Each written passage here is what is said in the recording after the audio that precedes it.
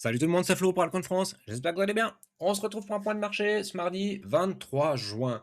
Alors, avant d'aller plus loin, je m'excuse déjà si vous entendez le bruit des oiseaux derrière moi.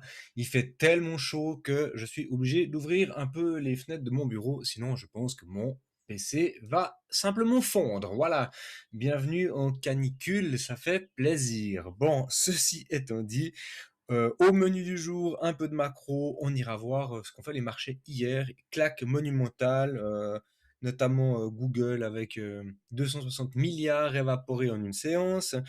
On prendra le temps aussi de regarder un peu SpaceX, tout ça bien sûr.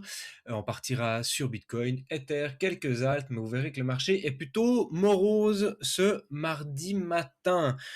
Bien entendu, avant d'aller faire tout ça. Je vous rappelle que vous pouvez nous rejoindre. Vous êtes d'ailleurs beaucoup à le faire ces derniers temps et c'est hyper cool, ça nous fait super plaisir. Donc rejoignez-nous sur l'application sur altcoinfrance.com. Toute l'application est gratuite. Vous avez les flash news ici avec notamment les infos sur le Sénat qui ont voté en faveur d'un texte qui bloque l'émission des CBDC, qui vont un petit peu à l'encontre finalement de ce qu'aimerait faire l'Europe, comme bien souvent. Énormément de news qui vous sont relayées soit sur l'application, soit aussi directement sur x.com. Mais en tout cas, ici, c'est concentré, vous avez tout à la même place, vous n'avez pas besoin de vous promener pour aller chercher des infos. Et vous retrouvez bien sûr nos analyses de marché, celles de Seiya, les miennes, et tout un tas d'autres infos, les opportunités sur les airdrops, des outils pour les cryptos, nos bibliothèques de crypto. Hein. Ces temps, on a partagé pas mal de low cap, notamment Tini, Infera, VSK, qui ont très très bien performé. Et d'ailleurs, nos membres, les membres Elite Investor, vous voyez qu'ils se régalent. Vous retrouvez tout ça sur l'application et c'est gratuit. Et pour aller un peu plus loin, pour pouvoir bénéficier de toutes ces infos, parce que bah, forcément, hein, dans la bibliothèque crypto, on vous les donne après quelques jours. D'abord, on a la primeur pour nos membres Elite Investor qui ont accès à la partie call signe automatisé, sur les calls, sur les low cap aussi. Et bien tout ça, c'est dans la partie Elite Investor. Pour nous rejoindre, vous avez ici accompagnement crypto. Vous avez qu'à cliquer là, prendre un call avec nous. Et ensuite, on regarde un petit peu tout ce qu'on peut faire ensemble. Et comme ça, vous avez toutes ces ressources à votre dispo. Autant vous dire que les personnes qui nous ont rejoints la semaine dernière, eh ben, leur abonnement, il est déjà rentabilisé pour une grande partie d'entre eux. Et puis si les marchés crypto, ça vous intéresse, mais que c'est un peu compliqué, que vous n'avez pas forcément le temps, ou pas forcément les connaissances, ou même pas l'envie de vous former en crypto, eh bien on a aussi pour vous un programme tout prêt, clé en main, un algorithme quantitatif institutionnel avec de nombreux participants, déjà 1,2 million sous gestion, et ça se passe sur AF Capital Market. Il y a une somme minimale pour entrer, c'est 300 dollars, 300 euros. Oui, 300 euros, pardon. Et ensuite, les fonds sont bloqués pendant plusieurs mois. Mais bah voilà, la stratégie, elle fonctionne toute seule. L'idée, c'est ici pas de vous rendre riche en 2 semaines, mais d'avoir un algo qui va surperformer des rendements, voilà, des rendements de banque, d'avoir quelque chose qui est stable et qui a une visée long terme, donc sur plusieurs années. N'hésitez pas, si vous avez des questions, vous pouvez nous faire un message privé, poser la question à Valentin, à Seiya ou à moi-même, et on vous répondra bien volontiers. Autre annonce importante dont on doit parler, c'est notre nouveau partenariat. Ça se passe dans la partie propre firme. Et puis vous avez ici l'article qui a été proposé par Valentin sur Vertical. Alors qu'est-ce que c'est Vertical? Ben, c'est justement une de ces sociétés qu'on appelle de propre firme. L'idée, c'est d'avoir un abonnement que l'on paye en échange d'un compte de trading avec un certain montant. Donc, ça va de 5 000 $ à 100 000 $. Et pour pouvoir débloquer, entre guillemets, des paliers, vous devez montrer à quel point vous êtes compétent. C'est pas vraiment de la gamification, mais il y a une forme, de challenge en fait. D'abord, vous commencez tout en bas avec un petit compte et si vous êtes performant, si vous rapportez entre guillemets, «des bénéfices», eh bien, ça vous permet de débloquer les niveaux suivants en fonction aussi, de ce que, vous êtes prêt à payer comme abonnement, hein. Donc il y a ce qu'on appelle un premium à payer. Et si vous passez par notre lien, pour trouver ici notre lien de référence, eh bien, vous pouvez avoir 10% de réduction sur l'ensemble des challenges proposés par Vertical. Donc, c'est intéressant. Vous avez aussi la possibilité de faire d'abord des premières passes d'armes, entre guillemets, euh, en paper. Comme ça, vous voyez un peu comment ça fonctionne, vous regardez un petit peu comment ça se goupille, tout ça, c'est gratuit. Et ensuite, une fois que vous êtes à l'aise, si vous avez une vraie bonne stratégie de trading, un petit peu comme nous, on peut vous l'apprendre, eh bien, vous avez vraiment des opportunités d'aller challenger, enfin, de vous challenger sur vertical. Et c'est comme ça que l'entreprise se rémunère, hein, c'est sur le flux forcément, c'est sur les abonnements, et ça leur permet de dégager une trésorerie qui est allouée aux personnes qui prennent leur premium. Voilà pour cette petite annonce. Du coup, c'est parti, on va tout de suite sur nos charts, on va aller voir ce qui s'est passé hier sur les marchés. Donc, je disais Google, 260 milliards sur Alphabet. Il faut savoir que deux têtes pensantes, hein, les deux chercheurs un peu leaders du côté de Gemini se sont barrés. Il y en a un qui est parti chez OpenAI et un qui est parti chez Anthropic, dont un c'est un docteur ou je sais plus, mais il a même pris un prix Nobel ou quelque chose comme ça. Donc c'est deux cales. Donc Google a investi beaucoup d'argent, hein, pour être à la pointe. En fait, comme OpenAI et Anthropic. Mais à voir, ça ne suffit pas. On ne sait pas ce qui, enfin moi je ne sais pas ce qui se passe. En tout cas, je suis pas voilà dans le secret. Mais hier, les marchés ont imprimé une méta-correction à Alphabet. Et du coup, voilà, c'est je ne sais pas combien presque 5% de pertes hier. En pré-ouverture, on est à 340 $, donc on est encore avec une ouverture qui pourrait se faire plus bas. Donc, ça représente la plus forte euh, valorisation effacée sur Alphabet en une séance. Il faut dire aussi qu'on est très très haut dans la capitalisation, donc forcément quand on perd quelques pourcents, l'impact il est très important. En même temps, les marchés ont suivi comme un seul homme. SpaceX a perdu plus de 16% en une séance. Pourquoi? Sans doute aussi parce que SpaceX recherche toujours de l'argent. Donc ils ont levé je ne sais pas combien de milliards suite à leur IPO, mais ça ne suffit pas. SpaceX continue d'avoir besoin de beaucoup de cash pour payer des emprunts, pour financer son développement, pour financer du R&D. Donc, voilà, ils recherchent 20 milliards de nouveau. Et du coup, ça pique un peu hein, quand une entreprise arrive comme ça, elle lève beaucoup d'argent et puis finalement derrière, on continue d'aller toquer aux banques et aux portes des banques. Eh bien, le marché n'a pas tellement apprécié le système, hein. Bon, en même temps, on le savait, hein, quand il y a eu l'IPO, il y a eu beaucoup de bruit autour de l'IPO avec l'équipe, hein, nous on vous a dit faites gaffe, Seiya a expliqué aussi, hein, il y a des VC, ils sont entrés avec des positions nettement inférieures aux 150 $. Du coup pour eux c'était absolument que bénéf.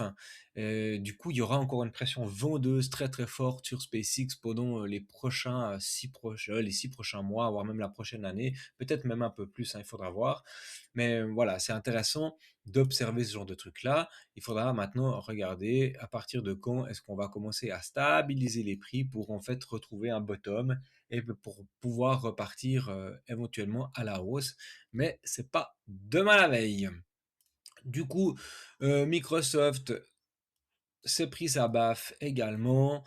Tout le marché est un peu corrigé. Il y a juste Nvidia qui s'en sort plutôt bien. Amazon a morflé aussi. Oracle, on n'en parle même pas. Donc, voilà. Les seuls qui performent finalement encore et toujours, c'est le SOX, hein. Donc le SOX, qu'est-ce que c'est? C'est le Semiconductor Index qui est coté au Nasdaq. Ça regroupe les principales entreprises autour des semi-conducteurs. Vous voyez que ça continue de performer. Il y a des gaps un peu partout à la hausse. Donc ça, c'est un indice qui cartonne. Si vous avez eu la chance d'entrer en avril 26, eh bien, vous avez fait un sacré pourcentage sur ce genre de truc-là. Bon, ça c'est fait. Dimanche, on revient un petit peu au week-end, vous savez tous, sauf si vous êtes viviez au fond d'une grotte, que sur nos belles montagnes suisses, il y a eu le sommet du Birkenstock avec la délégation iranienne, la délégation américaine, pour travailler sur ce protocole d'accord. Donc pour le moment, bon, personne, enfin on ne sait pas vraiment ce qui en sort parce que ça reste très confidentiel. J.D. Vance avait l'air absolument ravi. Pendant le traité, Trump disait ouais ouais faites les malins puis on continuera à vous bombarder. Ce qui a poussé la délégation iranienne à comment dire demander poliment à la Maison Blanche de modérer leurs propos, sans quoi ils allaient purement et simplement s'en aller de la discussion. Mais ben, pour le moment, ça tient. Pour le moment, ça tient. On observe qu'il y a quand même à peu près la moitié du trafic maritime qui peut reprendre. Donc, on est entre 50 et 70 navires qui essayent de, tant bien que mal, de sortir d'Ormuz. Ça a l'air de fonctionner. Pour le moment, l'Iran ne taxe pas, mais prévient qui pourrait taxer. Euh, voilà, on verra. Du coup, le pétrole, lui, en tout cas le WTI, continue sa baisse, hein. On est autour des 75 dollars ce matin. Donc, c'est tout à fait intéressant. Bah, il faudra voir, hein, il faudra voir. Question taux, on est toujours sur forcément des hausses de taux pour le moment, hein.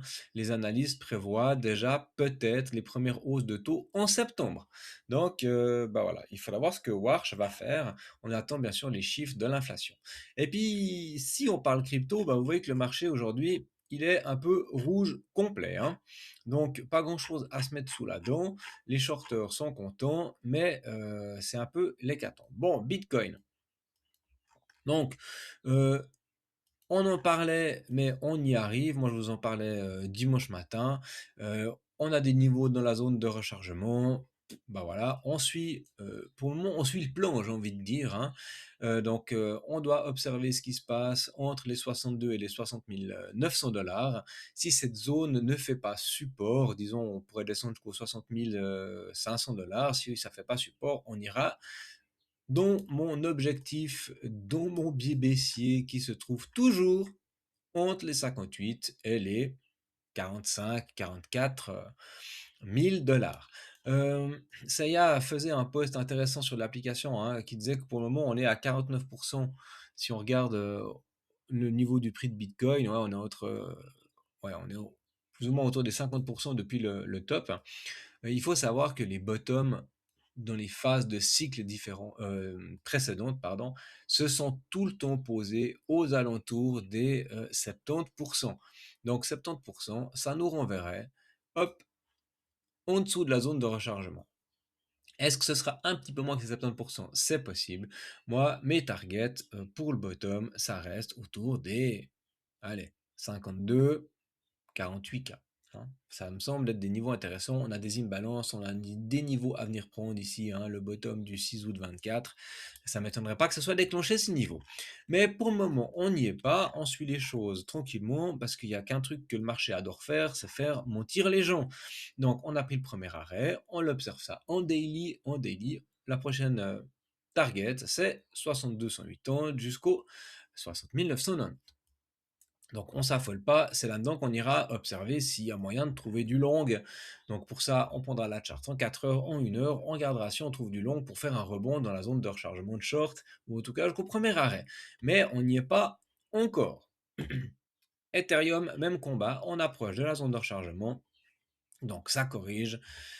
Tout ça se fait tranquillou pilou. Cette imbalance, on peut la virer, elle est travaillée depuis longtemps. Les order blocks qui sont bossés, on n'en a pas baissier. Donc, bah, prochain niveau, cette résistance, si on perd la zone de rechargement, cette résistance qui se trouve autour des 1350 dollars. Et ben voilà, hein, c'était rapide aujourd'hui, hein. Pas grand-chose à dire. On va voir ce qui se passe quand on sera dans la zone de rechargement. Est-ce qu'on a la possibilité de jouer un rebond pour revenir travailler une zone de short? Donc ça, même chose que pour Bitcoin, on prend des charts en 4 heures. On observe les niveaux. Donc, on va prendre un fib, on va se placer ici. On ne sait pas, on aura notre bottom, mais une fois qu'on l'aura trouvé, on l'identifie, on observe la dynamique du prix, et puis ensuite, on va pouvoir aller chasser à la fois le premier arrêt et ensuite toutes ces imbalances avec la zone de short. Donc, bah, ça, c'est déjà d'abord le bottom qui nous le définira. Mais bah voilà, on ira jouer on pourra aller jouer un rebond. Parce que bien sûr, vous savez très bien, rien ne va toujours tout droit à la hausse et rien ne va toujours tout droit à la baisse. Donc voilà. Sur les altes, elles n'ont pas une bonne tronche ce matin, donc on revient sur les niveaux un peu du 19 juin. Pour le moment, on continue la correction. Là, à voir si on tient ce bottom des 570 $ sur BNB ou est-ce qu'on vient chercher les 556 $. Solana, vous voyez que c'est la même chose. On est en train de faire ici un pouf pouf, un M. Si on perd les 68,05 $, eh bien, on devra aller travailler des zones plus bas autour de. On a une imbalance ici qui traîne, hein, mais on aura notre zone de rechargement autour des 64 $ sans doute. Donc, on ira travailler éventuellement aussi l'order block des 63,54 au 62,40. Le reste du marché est à peu près la même tronche. NIR annonce une nouvelle mise à jour du protocole, donc scalabilité et puis tout ça. Bah, on voit que le marché, il en a rien à péter. Pour le moment, ça continue d'être en phase corrective. NIR avait bien réagi hein, depuis les 0,88. On avait quand même fait ouais, un joli x4 presque, hein, si on prend le plus bas jusque là. Ouais, un bon x3. Donc c'était intéressant. Maintenant, il faut regarder la charte avec un petit peu de recul. Si on regarde la charte en 3 jours, eh bien on voit qu'on n'a pas réussi à prendre les sommets qui sont vraiment très intéressants. Donc on pourrait toujours être dans cette phase de sommet, creux, le tout descendant. Bah voilà. Mais on voit que même les bonnes news et puis les infos de marché plutôt importantes, pour le moment, elles n'ont pas un gros impact, hein. Donc, quand tout le monde s'en fout, tout le monde s'en fout. Tao arrive dans des zones super intéressantes. J'en ai parlé dimanche. Je vous disais hein, à partir des 200 $, on aura à nouveau vraiment des points qui sont très très intéressants. On est dans la grosse zone de rechargement de tout le mouvement. On s'en était affranchi, on est repassé dedans. Donc maintenant, on doit observer si on prend plutôt juste cette phase-là avec ce pump-là. Voilà, on est en plein dedans, hein. Donc on peut aller, on est en train de faire, on l'a fait d'ailleurs, le week off ici aux 218 $. Est-ce que ça suffira pour repartir? Pour le moment, tous les indicateurs sont plutôt baissiers. Donc on continue la correction, on observe ça. Mais on est dans des niveaux d'acquisition qui sont fort intéressants. On doit même chose, on l'attendait, on y arrive, on est gentiment dans notre zone de rechargement d'achat. Donc à partir des 0,3, pour moi, on sera vraiment dans quelque chose d'intéressant. En plus, on a la petite imbalance ici à travailler à 0,3, 0,2. On ira sans doute faire les week-off hein, autour des 0,29, 29, voilà, exactement. On verra. Mais ça nous offrira l'opportunité de recharger un petit peu pour celles et ceux qui sont convaincus que ce projet peut performer. Pendle, même chose. On a fait une belle correction, ça rebondit. On arrive nouveau dans des zones qui sont intéressantes. Attention, on n'a pas pris le premier arrêt. On n'a pas réussi à le reprendre. Donc, signe de faiblesse. Ça pourrait nous renvoyer plus bas, hein. Donc, un petit peu comme je le montrais sur NIR, on a euh, un sommet, un creux, un sommet, un creux. Et maintenant, eh bien, il faut observer ce qui se passe parce que si on refait un sommet par là, ou même si on garde ce sommet-là, on pourrait très bien recommencer à faire un creux plus bas, ce qui nous renverrait dans une dynamique de baisse. Donc, attention, on pourrait aller chercher un petit peu plus bas sur Pendle. On a les niveaux, on a les 0,863 qui pourraient être déclenchés, hein. Ça, c'est tout à fait, possible. Est-ce qu'on a fini un peu cette phase, de rebond? Il y avait un petit peu d'engouement, hein, sur pas mal d'assets. Nous, on a pu prendre quelques longues, c'était intéressant.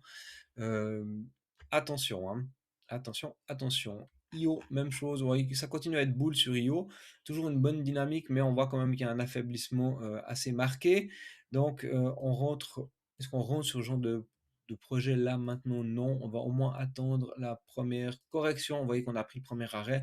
Donc sur IO, on pourra trouver des entrées pour du trade à partir de 0,1634 ou 0,14,9. Donc on pourrait attendre, hein, d'être légèrement en dessous de l'EMA 50, mais pour le moment, pas. On doit parler juste d'un coup de pic, pic qui clôture ce soir, sauf erreur, la phase de pool pour la distribution des airdrops, hein, pour les gens qui ont stacké sur X Machina, sauf erreur. Et bien sûr, il y a la deuxième phase de pool qui continue jusqu'au 30 juin ou ouais, quelque chose comme ça.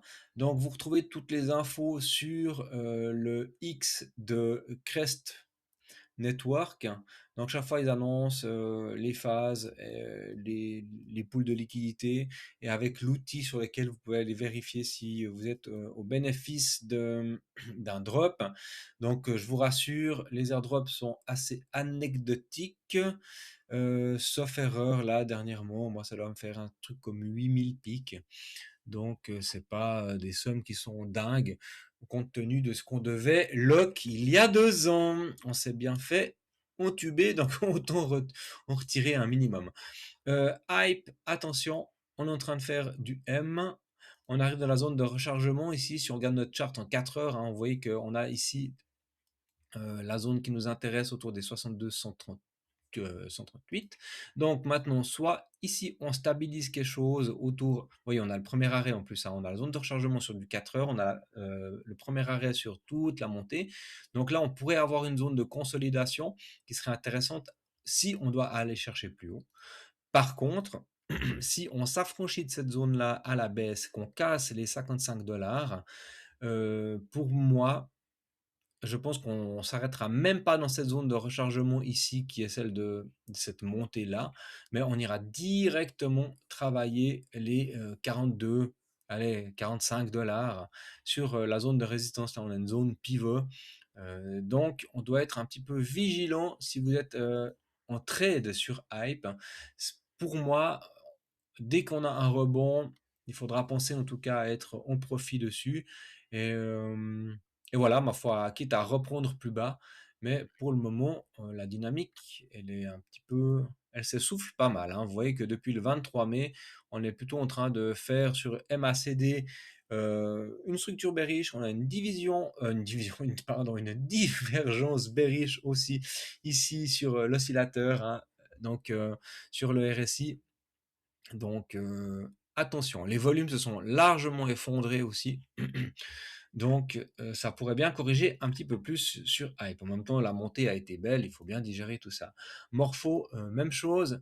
On est en train de faire pour moi une jolie pattern de distribution. Ici, on est venu vite chercher les hauts. Là, on est venu chercher les bas. On a réintégré.